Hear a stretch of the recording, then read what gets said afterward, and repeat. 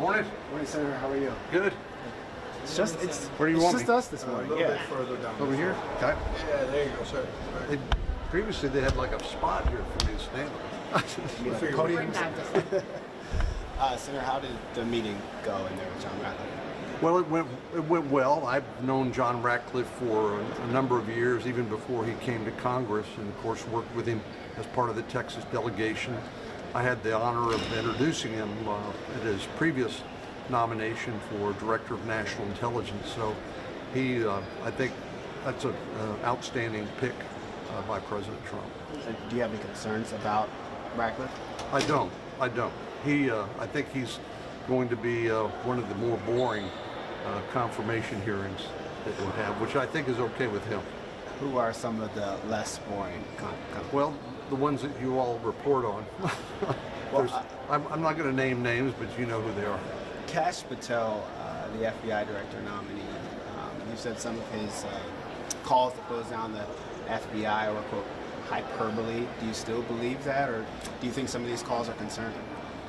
Well, you know, I've been around long enough to know that people grow into their new responsibilities, and that was really the focus of my question for Kash Patel. How much of this was rhetoric or hyperbole, and how much of it is reality? Taking on the FBI, it's 37,000 people, is an almost insurmountable task. Fortunately, the problems have been primarily located here at the headquarters and not in the rank and file members. But I think Trey Gowdy, who worked with him on the House Intelligence Committee investigation of the Russiagate hoax, spoke very well of him and gives me some confidence that he'll be able to do that job as a professional. Same with Pam Bondi as the Attorney General. She's a career prosecutor. I want to make sure that we restore the reputation of these agencies, these departments like the FBI and the Department of Justice and the intelligence community, that we restore their reputation as non-political institutions. It's really important that they not be political institutions, and that's what I'm asking these nominees about, their commitment to doing just that. One more question. Do you see any dangers of this rhetoric, though, calling to close down the Federal Bureau of Investigation and Department of Justice, moving these places out of Washington? Do you see any dangers of that rhetoric? Not really.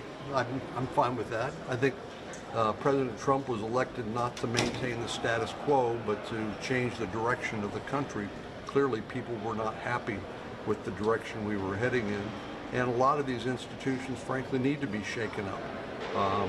We need to mend it, not end it, and that's what I see these nominees.